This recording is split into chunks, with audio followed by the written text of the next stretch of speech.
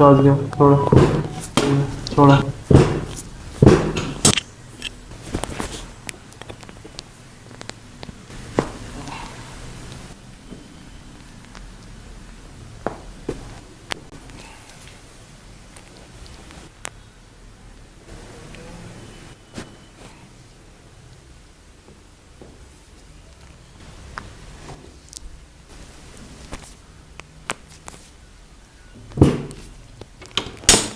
श्वास घ्या, सोडा. श्वास घ्या, सोडा. काय नाव आहे आपलं? मुक्तेश्वर किशनराव गायकवाड. कधी आले होते आमच्याकडे?